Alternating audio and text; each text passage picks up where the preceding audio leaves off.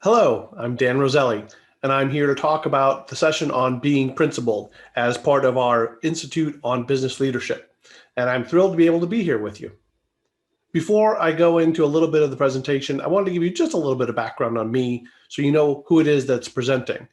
I've been the past chairman of the board of directors of Alpha Kappa Psi, also been in a lot of the leadership and volunteer positions as a regional director on the management team, as a chapter advisor, and I'm also dean of the Alpha Kappa Psi Academy. And I've had kind of an interesting, I think, professional background. Early in my career, I worked for a lot of big companies, General Mills, Colgate-Palmolive, M&M Mars. And then I worked for Bank of America as their brand and advertising executive. So I ran brand strategy and marketing communications for Bank of America globally and was a member of the management operating committee of the bank. So one of the senior executives in a really large global corporation. I've also spent time as an entrepreneur. I was fortunate enough to be one of the co-founders of one of our fintech unicorn companies here in Charlotte, and have co-founded 3 different companies that have made it onto the Inc. 500 list of fastest growing private companies in America. And then for the last 10 years, I've really turned my attention to building the entrepreneurial ecosystem here in Charlotte. The idea of why Charlotte was going to be better for having Sarah and myself been here. What is our legacy going to be, and how do we improve the city? And so we bought an empty downtown office building in the last Great Recession and turned it into Charlotte's Entrepreneurship Center. And now it's been one of the most successful entrepreneurships in the country and maybe the world. Over $2 billion in venture capital raised, 1,100 jobs created from our alumni, 3,500 entrepreneurial events. And the reason I tell you all that is, one, so you know a little context of who's talking with you tonight, but two, because Alpha Kappa Psi and the discussions that took place on helping me figure out my values and my principles are instrumental to that journey, that 3-decade-long journey that I've taken. And if people look at me as being successful for some of the things we've done, I would tell you that it's meaningless without having done it in the right way, or at least what I think is the right way. It may not be the same for you, but that's part of what the discussion here is about, is what does being principled mean? What does building principled business leaders look like, and why does that matter for our fraternity and our brotherhood? So let me kind of dive in here, and I think I can pull up the slides. So that's what we're talking about in the Institute of Business Leadership session today, is being principled. So let's dive in. This might get some groans from the audience, hopefully not, or it's virtual, so I can't hear it anyways. But I want to talk about the 4 objects of Alpha Kappa Psi. And we've all memorized them, right? But lots of times I find that we haven't stopped and really thought about them. And if you look at them and you read them again, maybe this time in the context of looking at them for the first time or from a new lens, it's interesting that we rarely think about how much of the objects written over 100 years ago were about what we give to the world as an organization and as brothers versus what we get back. And when you look at it through that lens, I would argue to further the individual welfare of its members is probably a 50-50 split, right? We certainly have to contribute to other members' welfare, and we get that back. But the other 3 are about what our organization gives. So 3.5 out of 4 of the founding values of our organization are about what is our impact going to be on the world? Why should it matter? Why does Alpha Kappa Psi matter in the world? And I would also submit to you that the reason the organization has thrived for 120 years is it was built on a very solid foundation of values, of what they wanted to do. And even at the time you think about where things were in 1904, I think there were 3 schools of business or commerce at that time in the entire United States of America.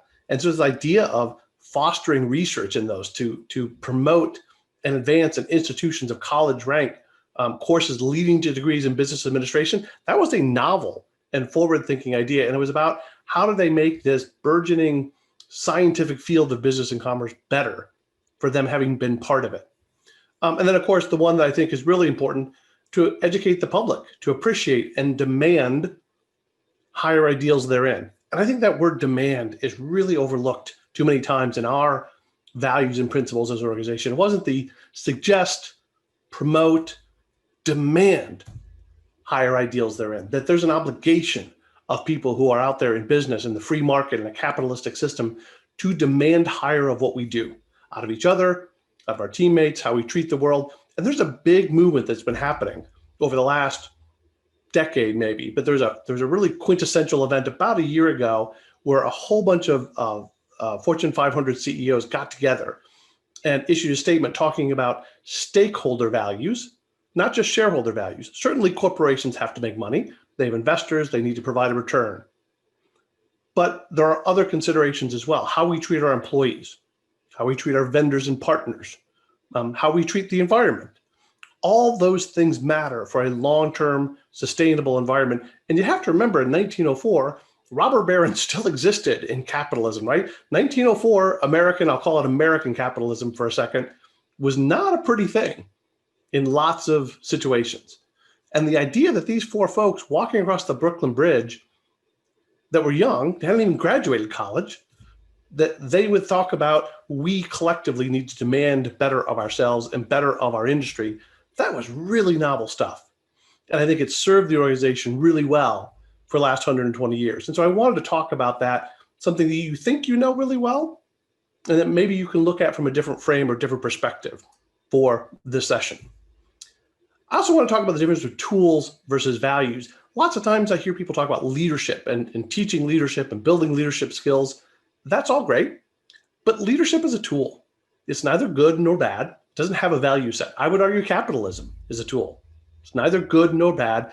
It is impactful based on the values of the people implementing that system. And that's what I want to talk about, is differentiate skills versus values. Lots of people can be successful, but not everyone can be principled. Not everyone chooses to be principled in their success.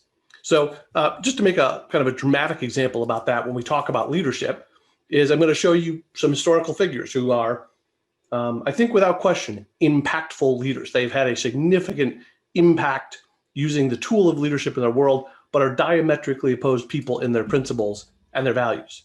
So to be dramatic, Adolf Hitler and Mahatma Gandhi, possibly one of the most evil human beings who have ever lived, possibly one of the most, I don't know, at least thoughtful or challenging people who has ever lived in terms of how we look at the world.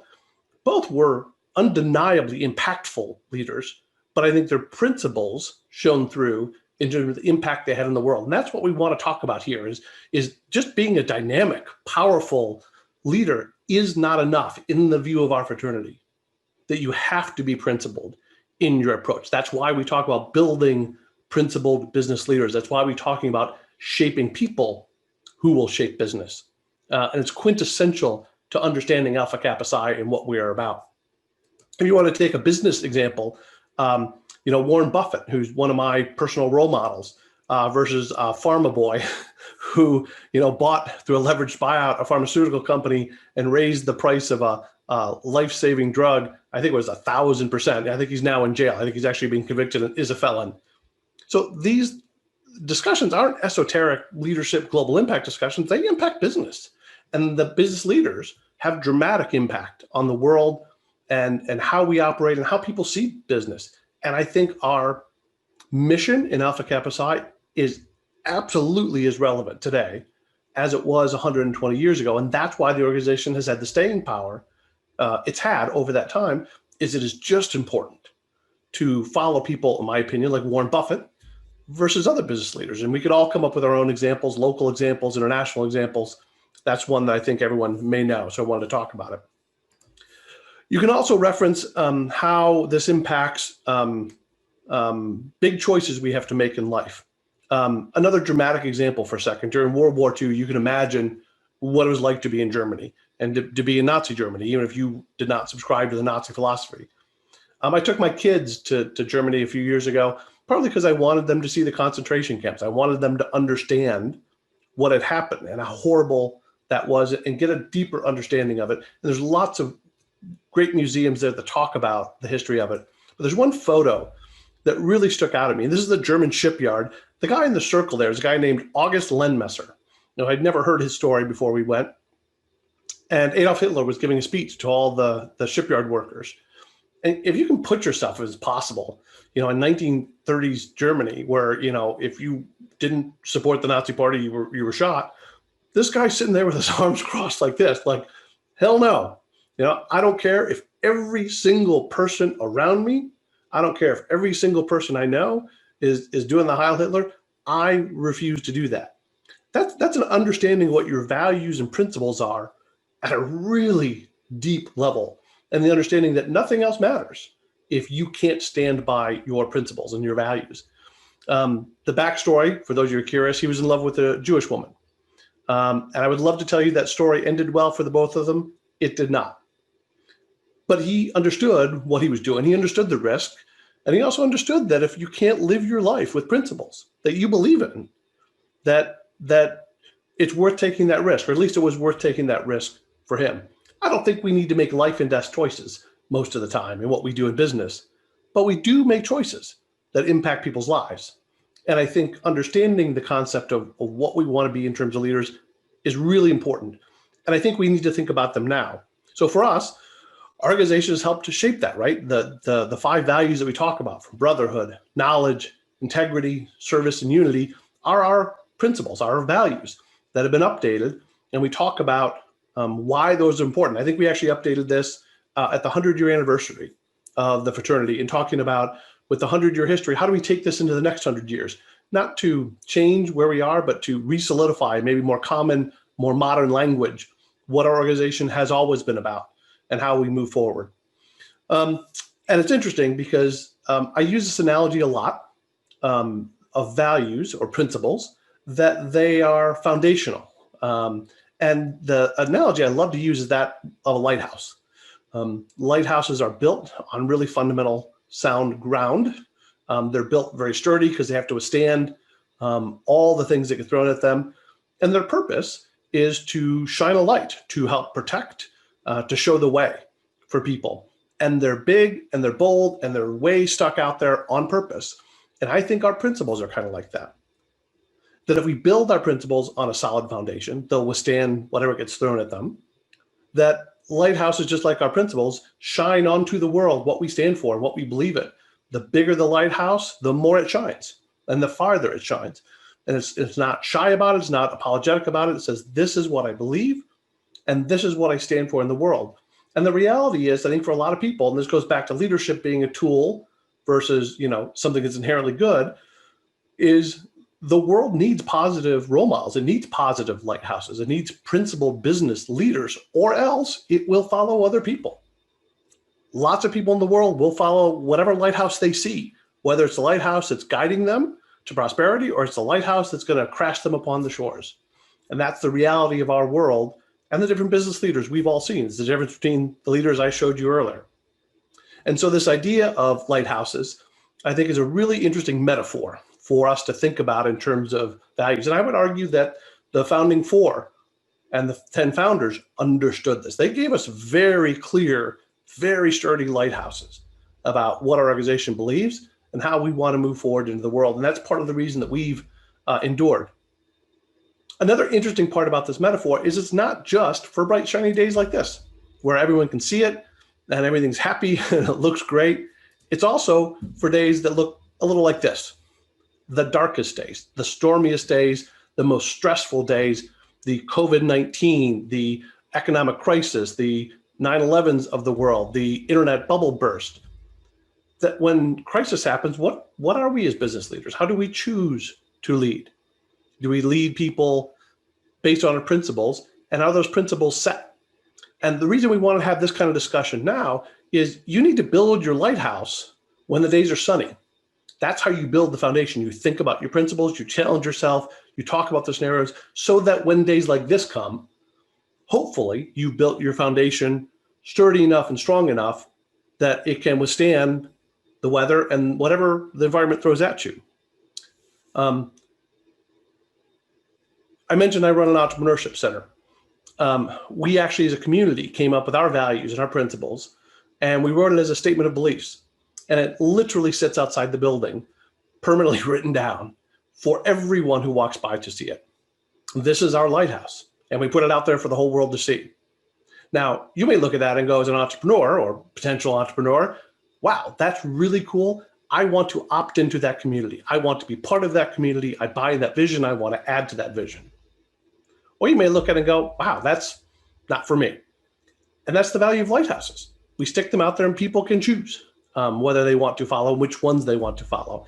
I think whether you kind of knew it or not, when you joined, assuming you are a member, maybe you're a prospective member listening to this, that there was something inherent about the people, about the way they treated you, about the way we act, about the community service that we do, about the values that we talk about sessions like this, that you look at and go, yeah, I want to be part of that.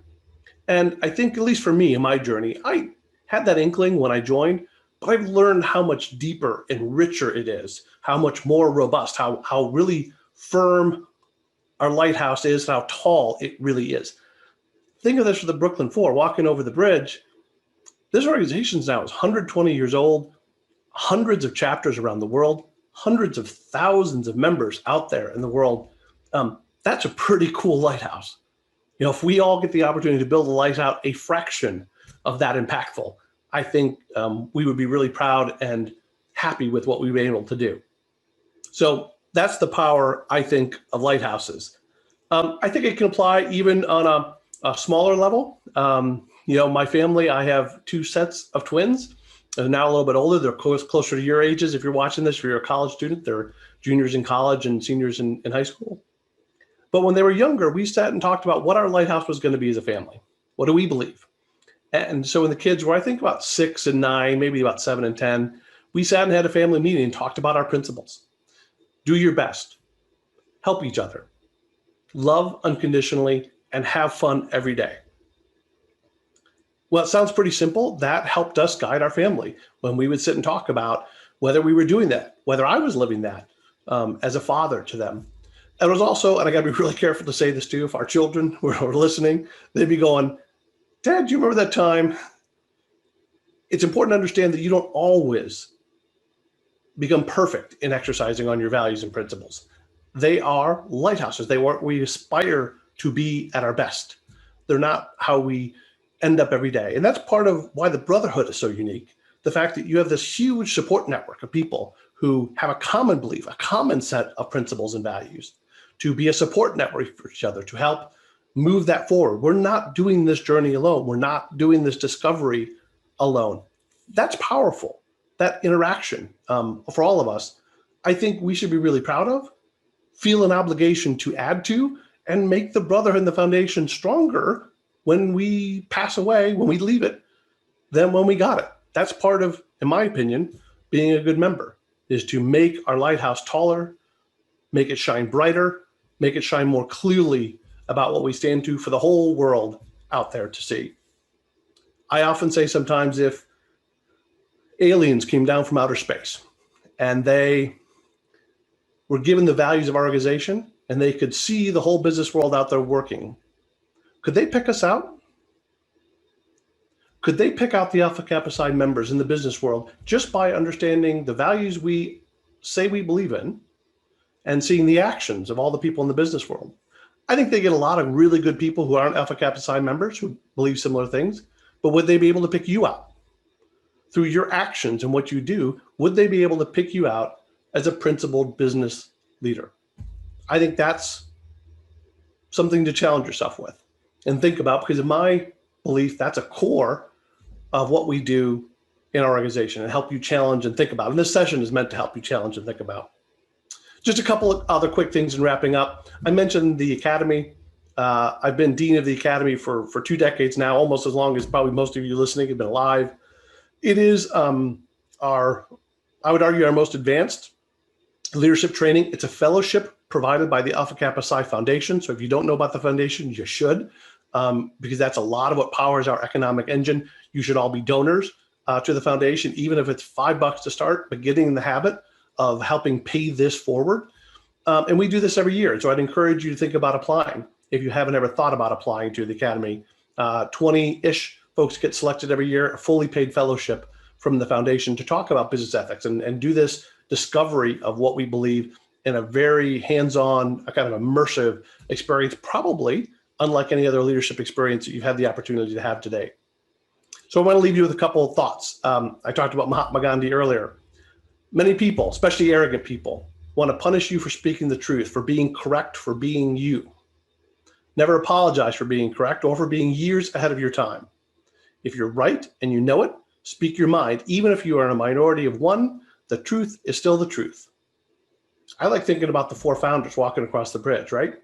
What position of power, what right, what ability do they have to talk about demanding higher ideals in business? It's crazy. But the truth is the truth.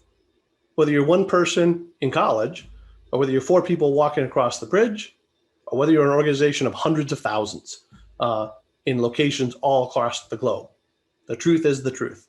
And we believe in Alpha Kappa Psi, principled business leadership is part of our truth. Another great one. The world will be destroyed by those, not by those who do evil, but by those who watch them and do nothing. And capitalism, business, can absolutely be used for the wrong purposes. We have all seen it. And so the question is, what's the guardrail for that in business? How do we impact the discussion? How do we, based on our own personal values, help forward the values of our organization such that it has impact on the world and has meaning? I'll leave you just with one last thing. I do this now, and I think you'll be able to see this. This is a small statue of the Cape Hatteras Lighthouse. It's one of the more famous lighthouses in North Carolina. I now give one of these to people that I mentor. And it's a reminder to them a little bit about our relationship, and also to help them encourage and think about what their lighthouse is and why their lighthouse is important to them and how it's going to stand the test of time and shine for people to follow. And that's the discussion that we want to have here as well. And I don't think we'll finish the discussion, but starting the discussion is important, laying the foundation, building the first level. And over time, you have the opportunity to build it higher and stronger and brighter. So thanks for the time today. I'm looking forward to the opportunity to talk more with each of you. Okay. Thank you, Dan, for your recording. Several different things to take away there. I love the using the lighthouse as a symbol, as an analogy there. Are there any the chat? There was a few things going on there, but no specific questions. Dan, let me start by just asking a question of my own. Again, just ask the group if you have a question. Please just put it in the group chat. Is there a specific example of a time when you felt like your personal values were being potentially the risk of being compromised, and maybe any context, right? It could be a business context, could be a personal relationship where you felt like you had to do some reflection and think about, okay, is this really what I believe in, and are my actions reflecting those beliefs? Do you have any examples of where you've had to work through that conflict? Yeah, it's interesting. Early in my life, I worked for a bunch of companies. I worked for M&M Mars, and then I worked for a liquor company for a while, Allied Demac. And the question, I think people are much more aware of their health now and in consumer product world than they were, when I started my career. But even M&Ms and alcohol, I guess you could rationalize the everything in moderation argument. But I know a lot of people that didn't want to work on an alcohol brand. And being someone who drinks myself, I kind of had the attitude that I wouldn't go market a product that I don't personally use or don't use safely in moderation. But there was some discussion that went through my head of I wanted to get some more image-oriented marketing experience. That was a great way of doing it. And do I feel comfortable being a marketing director for an alcohol brand? And what does that mean? And how does that fit? But there's lots of times I think where it comes into play in small ways. I'll give you another example early in my career where I was working on a project with a couple other people who were my peers, and I was the one who ended up taking it to the director because I had to get it to them in time.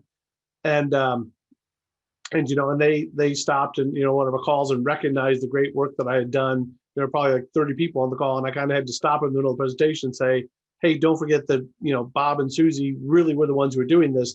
I was just the one who brought it to you." And it's interesting. We sometimes think when you take the opportunity to be upfront about stuff like that, I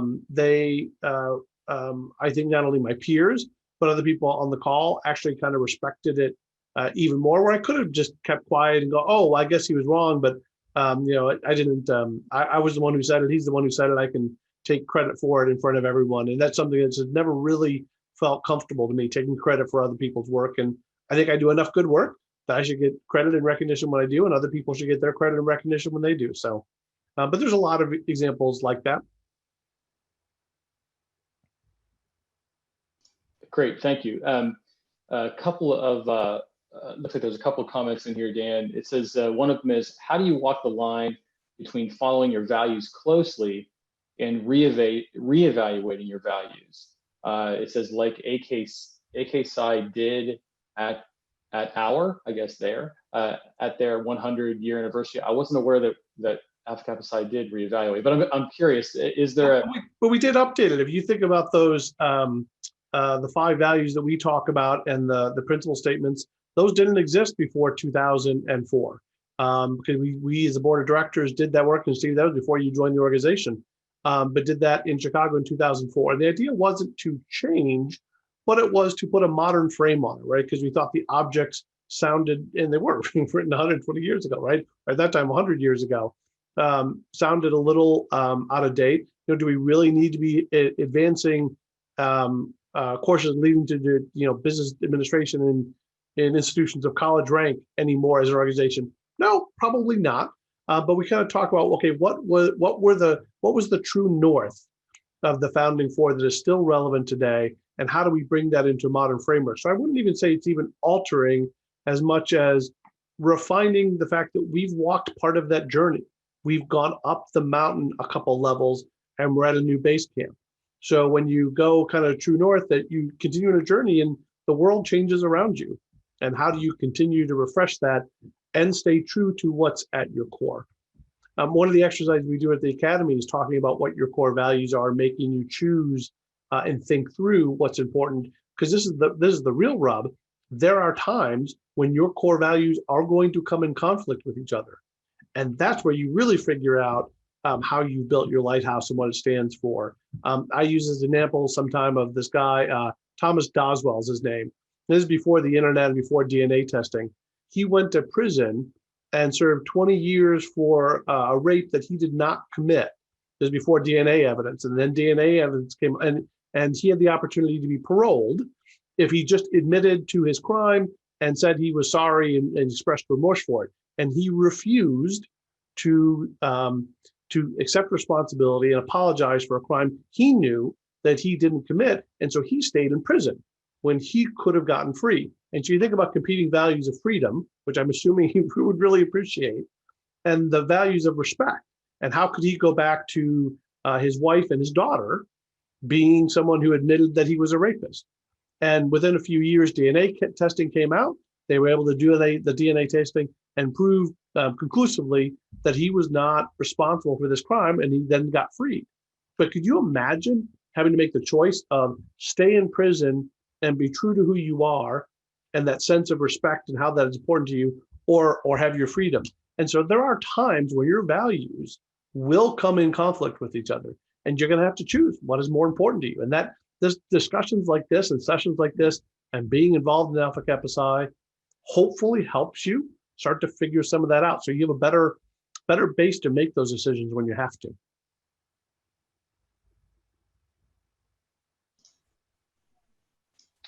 Great. Dan, there's a couple things here. Let's see here. We have kind of talk. We're going to find. Okay, so it's from Diana Correa. It says, what has been your favorite Academy moment so far, and what keeps you going as a volunteer in AK Psi? Diana, I feel like there might be a little bit of personal in there. Diana's a regional director that's a tireless volunteer for AK Psi. I'm hoping, Dan, you've got a good answer that will keep her energized as a fantastic volunteer. Yeah, well, so there's a couple things. Favorite Academy moment. I'm a big believer that you have to do things you're passionate about in life. I am no good at things I'm not passionate about. As you can tell, I have a small amount of passion about our organization and the Academy and what we do. And so I think you have to find what's important to you. That some of that is based on your values. I go through in the Academy, I talk about my personal mission statement. And part of why it's energizing for me is doing things like this, doing the Academy, how I lead a business, how I'm involved in the community, are aligned with my personal mission. I see that as moving forward where I want to go in life.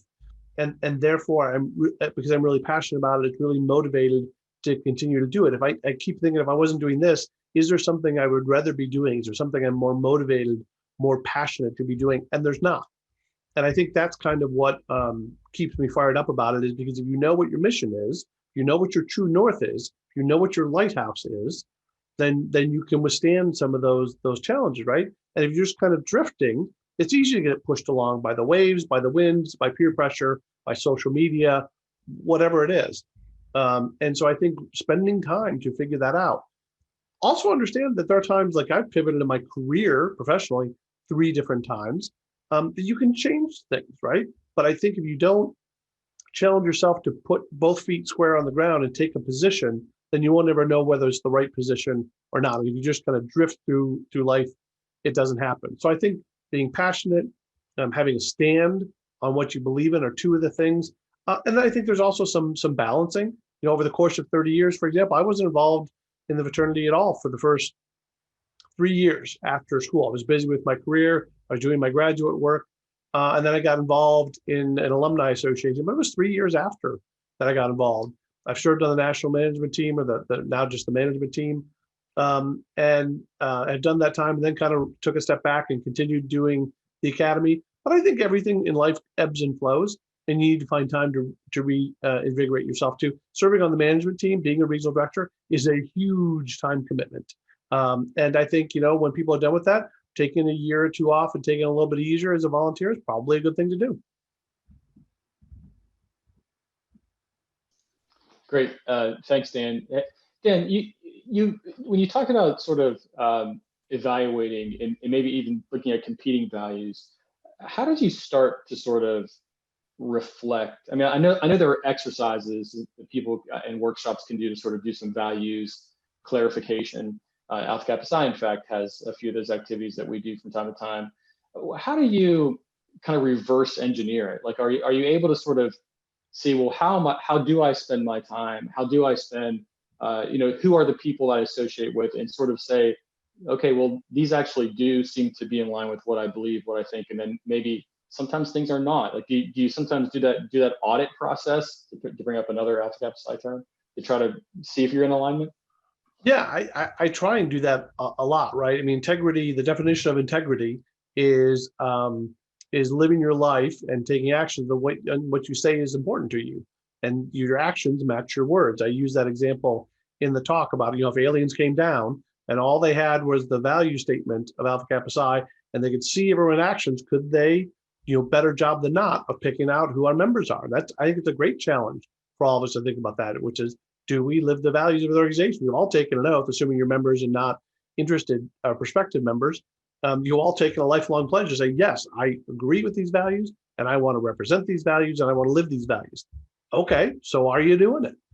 Could you find us in a group? And it's interesting in the and Steve, you and I have had this conversation, and I won't talk politics, but we're in the middle of a U.S. political election. I'll just say this, which is the two core values of our brotherhood. Unity and integrity are, for me personally, coming into conflict at the very moment we're sitting here talking about, which is, yes, I want unity in our brotherhood. Yes, I want to be able to support all of our members. And my sense of integrity, my sense of values is a very clear view of where we should be going politically. And that is coming in direct conflict with this sense of unity, as it is for much of the country, and trying to grapple with how do you balance those two, because they're in conflict right now. Yeah, good example. Good example. Okay, let's see. It says, greetings from the MSU chapter. Oh, you've got another Spartan online here, it looks like, Dan. We're going to outnumber us soon. It says, let's see, honored to have you look up and do everything you professionally grow. You brothers, just like I continue to do for moments. Okay, so it was just an egregious platitude, Dan, which flattery will get you everywhere. I'm all for that. The go green, right? It's all good. Hey, well, good. Well, we're glad that Michigan State showed up. That's great. Any other final questions or clarifications for Dan? Dan, any other final thoughts? I would say this, which is, you all are obviously a little bit younger. I tried to, keep putting myself in the shoes of when I was 20, 21, 22 years old. And I think a lot of people, as I mentioned, join our organization for a lot of different reasons. And I think my understanding of why Alpha Kappa Psi is important and why it survived and thrived as long as it did.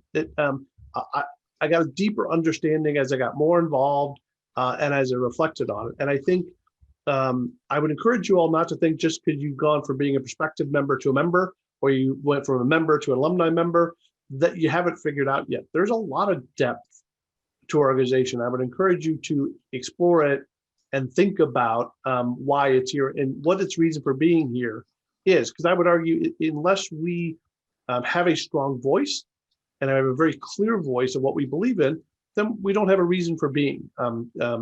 Like Lighthouse, as I mentioned, I think Alpha Kappa Psi is has the potential to be a very bright, a very tall, a very powerful lighthouse. Let's make sure we are that, and let's make sure that we continue to push on that. Thank you, Dan. That actually, I did miss another question there about your point about the lighthouse. Leah, it looks like we had a question about prioritizing. Dan, you mentioned a couple of times, how to deal with how values can sometimes be in conflict. So the question was, what's most important as you build your foundation so you can set yourself up for success related to your values?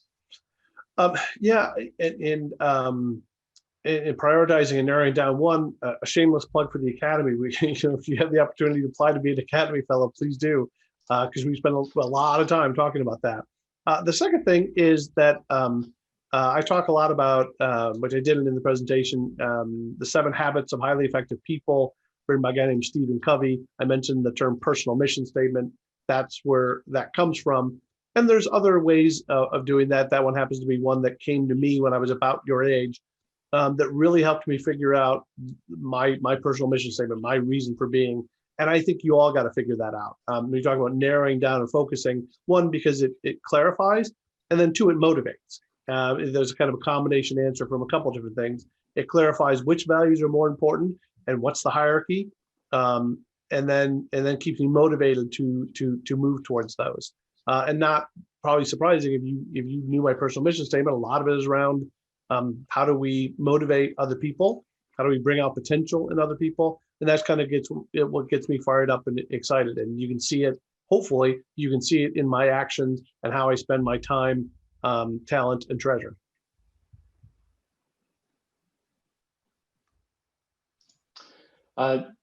Dan, I appreciate very much your comments. I think the point that you made in your wrap up about just AK Psi and our purpose and what purpose do we serve and how do we kind of show that to the world.